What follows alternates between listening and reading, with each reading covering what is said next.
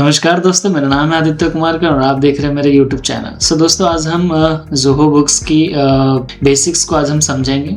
और दोस्तों Zoho books basically एक क्लाउड बेस्ड अकाउंटिंग सॉफ्टवेयर है जो कि स्मॉल एंड मीडियम एंटरप्राइजेस जो होते हैं, बिजनेसेस वगैरह, तो उनके डे टू डे जो भी अकाउंटिंग एक्टिविटीज़ होते हैं उनको मेंटेन करने के लिए ये ज़ोहो बुक्स काफ़ी एक अच्छा अकाउंटिंग टूल है। बिना समय को वेस्ट करे चलिए स्टार्ट करते हैं। दोस्तों देखिए, ये एक डैशबोर्ड है जो कि एक फर्स्ट जो आपका इंटरफेस जो एक शो करेगा वो इस तरीके से करेगा। जैसे आप अपना ऑर्गेनाइजेशंस का नाम यहाँ डाल करके लॉगिन वगैरह करते हैं तो इस तरीके से यहाँ पे एक डैशबोर्ड ओपन हो जाता है। जैसे कि आप देख सकते हैं यहाँ पे जो डैशबोर्ड में total receivables and total payables हैं। तो टोटल रिसीवेबल्स क्या होगा कि आज के डेट में मेरी टोटल लेनदारी कितनी है, जितने भी मैंने अपने कस्टमर्स को जो क्रेडिट बेसिस पे जो मैंने सेल करी है। दो तरह की सेल होती है दोस्तों, एक होता है कैश बेसिस, एक होता है क्रेडिट बेसिस में। तो क्रेडिट बेसिस में जो मैं अपनी कंपनी की पॉलिसी के हिसाब से एक क्रेडिट पीरियड टाइम देता हूँ कि हाँ 30 डेज, 45 डेज एंड 20 डेज के हिसाब से कस्टमर को मैं एक टाइम पीरियड देता हूँ कि हाँ चलो ठीक है, इसके अंदर मेरे को आप पे कर देना इंस्टेंट, अगर आप अभी पे नहीं कर सकते हो तो अगर इस तरह के सिनेरियोज है तो टोटल मेरे रिसीवेबल्स मतलब टोटल मेरी लेनदारी कितनी है, लेनदारी मेरी यहाँ पे अमाउंट शोज हो जाएंगे। और ये कब होंगे, जब आप डे टू डे, जब पूरे ड्यूरिंग द ईयर में जो अपने जैसे जैसे इनवॉइसेस वगैरह बुक करते जाओगे, जैसे जैसे अपने माल को या फिर जो भी सर्विसेज आप प्रोवाइड करते जाओगे और आप इनवॉइस इशू करोगे तो वो धीरे धीरे यहाँ पे वो अमाउंट एक्यूमुलेट होता जाएगा, अगर वो क्रेडिट बेसिस पे अगर आप सेल कर रहे हो तो। सेम एज टोटल पेएबल्स जितने भी आपने वेंडर से जो भी चीज़ें परचेज करी हैं और आपको अगर क्रेडिट पीरियड का एक टाइम मिला है कि ठीक है मुझे 30 डेज एटलीस्ट मेरे पास है कि मैं वेंडर्स को इस पीरियड के अंदर ही पे कर दूं, तो आपके पेएबल्स यहाँ खड़े हो, मतलब टोटल देनदारी। ये लायबिलिटीज होते हैं, ये हमारे एसेट्स होते हैं, ठीक है। और ये अगर मैं और स्पेसिफिकली बोलूँ तो ये बेसिकली करंट लायबिलिटीज में आते हैं टोटल पेएबल्स, एंड ये आते हैं करंट एसेट्स में आते हैं टोटल रिसीवेबल्स, ठीक है। एक होता है हमारे पास कैश फ्लोज हमें ये बताते हैं कि ड्यूरिंग द ईयर में हमारे टोटल कितने कैश आए हैं, कितने गए हैं, ओपनिंग कितनी थी ड्यूरिंग द ईयर में, गए कितने, आए कितने और क्लोजिंग कैश कितना पड़ा हुआ है। तो ये हमें कैश फ्लोज ये बताता है। दूसरी चीज़ हो गई यहाँ पे इनकम एंड एक्सपेंस। तो हमारे इनकम भी हमें यहाँ पे शो होंगे और एक्सपेंस भी होंगे। और ये आप देख सकते हैं राइट साइड में टॉप एक्सपेंसेस है, लाइक जितने भी आपकी जो मोटा जो खर्चा है, जो मेन एक्सपेंसेस हैं जिसमें ज़्यादा आपके खर्च होते हैं, तो वो यहाँ पे शो हो जाएंगे। और आप यहाँ देख सकते हैं कि ये हमें this fiscal year, previous fiscal year, last 12 months, 6 months, इस तरह के डाटा ये प्रोवाइड हमें करता है। सेम एज आप देख सकते हैं यहाँ पे कि this fiscal year, this quarter, this month, fiscal year, फिर प्रीवियस क्वार्टर, प्रीवियस मंथ, तो इस तरह के ये हमें डाटा अलग अलग देता है, ठीक है। चलिए अब आगे देखते हैं प्रोजेक्ट वाइज। अगर मान लीजिए आपके बिजनेस एक्टिविटीज़ में अगर मल्टीपल प्रोजेक्ट्स चल रहे हैं तो आप प्रोजेक्ट वाइज भी यहाँ पे एक विश लिस्ट बना सकते हैं, वॉच लिस्ट वगैरह, कि हाँ मेरे चलो ये सब प्रोजेक्ट्स हैं। तो आप डायरेक्टली वन क्लिक पे ही अपने प्रोजेक्ट्स के बाकी डिटेल्स जो होते हैं वो सारी चीज़ आप यहाँ पे देख सकते हैं।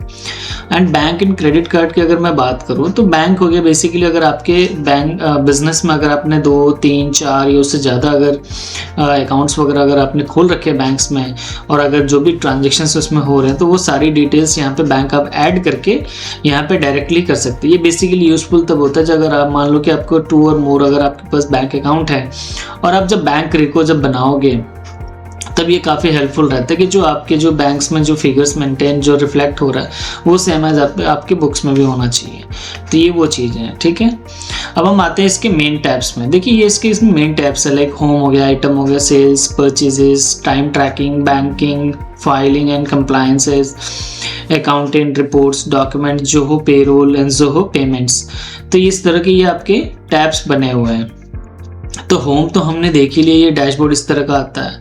नेक्स्ट आता है एक आइटम बेसिकली क्या होता है कि जब भी आप कोई भी इनवॉइस बुक करने वाले हो, राइट, तो उसमें क्वांटिटी वाइज जो हमारा वेंडर ने क्या किया है, क्वांटिटी वाइज चार्ज किया है, क्वांटिटी एंड रेट, या फिर वो आवर्स बेसिस पे चार्ज कर रहा है। साथ में आइटम्स हमें ये भी हेल्प करता है यहाँ पे कि ये किस प्रोजेक्ट से रिलेटेड है, कौन से अकाउंट हेड से रिलेटेड है, ये सारी डिटेल हम यहाँ पे इसमें देख सकते हैं। और ये हम फर्दर वीडियोज़ में इसको हम डिटेल में समझेंगे, ठीक है। फिर उसके बाद आता है सेल्स। सेल्स में देख सकते हो आप, इसके सेल एक मेन आपका टैब हो गया, इसके सब टैब्स में customer code, sales order, invoices, recurring invoices, delivery challan, e way bills, इस तरह की चीज़ें। E way bills and delivery challan से आपने जीएसटी में देखा होगा कि कोई भी गुड्स अगर मान लो 50,000 से ऊपर है एंड वो इंटर स्टेट ट्रांसपोर्ट होने वाला हो, या फिर विद इन ए स्टेट में एक सर्टेन किलोमीटर्स की डिस्टेंस से ज़्यादा अगर वो ट्रैवल होनी है वाया ट्रांसपोर्ट, तो उस केस में ईवे बिल बनाना एक मैंडेटरी है as per the GST regulation के हिसाब से। तो वो इस तरीके से यहाँ पे चीज़ें की जाती हैं, ये भी हम आगे यहाँ पे समझेंगे। फिर आप देख सकते हैं यहाँ पे परचेजेस में अगर हम जाएं तो परचेजेस में भी आप देख सकते हैं कि लाइक इसमें वेंडर्स हो गए, एक्सपेंसेस, आपके रिकरिंग एक्सपेंसेस, आपके परचेज ऑर्डर्स वगैरह, अपने पीओ कितने जनरेट किए हैं, आपके बिल्स कौन कौन से हैं, recurring bills, payment made, vendors credit, तो इस तरह की ये सब टैब्स यहाँ पे देखने को मिलता है। इसमें भी हम इसको इंडिविजुअली देखेंगे। वेंडर्स वगैरह लाइक जैसे कोई भी अगर वेंडर्स, अगर आप किसी से माल खरीदते हो या सर्विसेज लेते हो, जो भी आपके वेंडर्स है, तो पहले आप उनका यहाँ पे लेजर्स क्रिएट करोगे। फिर उसके बाद डे टू डे जैसे जैसे उनके इनवॉइसेस आते जाएंगे वैसे वैसे आप यहाँ पे अपने खर्चे यहाँ पे अपने बुक करते जाओगे, राइट। फिर आता है टाइम ट्रैकिंग। इसका कुछ खास यूज़ नहीं होता, बट एक होता है यहाँ देखिए टाइम ट्रैकिंग। टाइम ट्रैकिंग में कुछ खास यूज़ नहीं है। बैंकिंग का देखिए, बैंकिंग में जैसे कि मैंने आपको बताया कि अगर आपके बिजनेस में अगर 2 और मोर अगर बैंक अकाउंट्स अगर हैं और उनमें ट्रांजेक्शन्स होते हैं, तो फिर आप यहाँ पे बैंक में जा करके यहाँ पे इसमें ऐड कर सकते हो।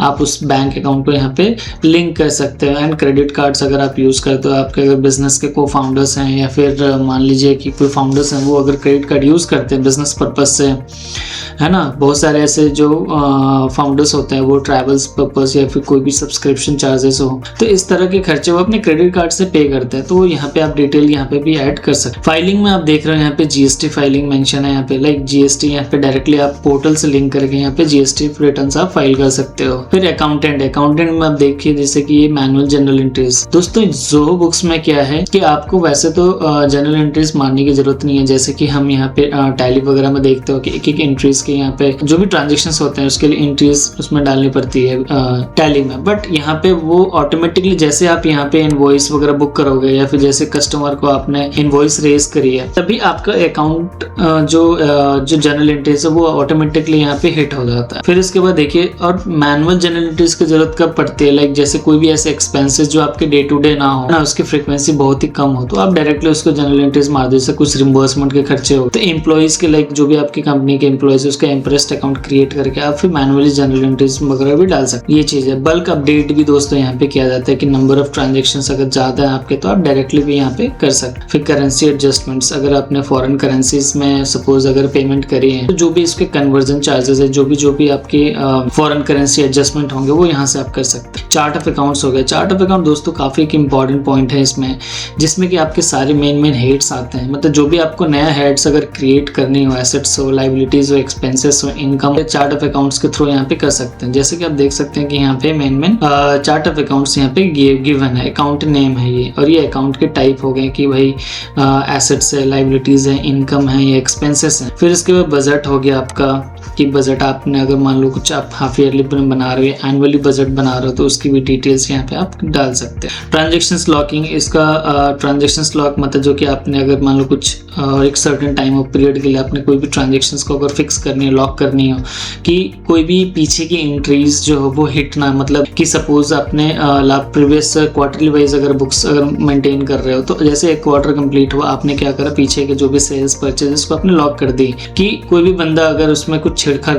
करनी चाहे तो वो नहीं हो सकता है। फिर इसके बाद हो गया यहाँ पे रिपोर्ट्स की अगर हम बात करें तो दोस्तों देख सकते हैं यहाँ पे कि इसमें profit and loss accounts, profit and loss schedule 3 के हिसाब से, फिर cash flow statement, balance sheets, right. फिर इसके बाद cash flow forecasting, sales by customer, sales by item, sales by sales person, sales summary, payable summary, invoice detail, इस तरह की चीजें इसमें आती हैं। तो ये आपको काफी एक मल्टी वैरायटी ऑफ जो भी टूल्स ये आपको बेसिकली प्रोवाइड करता है, जो आपको रियल टाइम में डिसीजन मेकिंग में काफी हेल्पफुल रहता है। और इसके डाटा भी एक्सपोर्ट लगाते हैं सिंपली, जो कि आपको ऑडिट के टाइम में काफ़ी हेल्पफुल रहेगा। तो ये इस तरह की चीज़ें हो गई, और भी इनकी हम डिटेल्स बाद में देखेंगे। तो ये हो गया डॉक्यूमेंटेशंस हो गए, कौन कौन से डॉक्यूमेंट्स वगैरह आपने अटैच किए, ऑटो स्कैन डॉक्यूमेंट्स की भी फैसिलिटी है यहाँ पे। फिर उसके बाद इसमें ये हमें ज़ोहो पेरोल की भी फैसिलिटीज़ प्रोवाइड करता है कि जो भी हमारे ह्यूमन रिसोर्स के जो पेरोल प्रोसेसिंग सिस्टम है उसको हम यहाँ पे ऑटोमेट कर सकते हैं यहाँ से। फिर आप देख सकते हैं यहाँ पे कि ज़ोहो पेमेंट्स में भी यहाँ पे आप देख सकते हैं क्या इंट्रोडक्शन ज़ोहो पेमेंट्स, इस तरह का ये भी गिवन है, बट इसका इतना खास यूज़ नहीं है। जब हम यूज़ करेंगे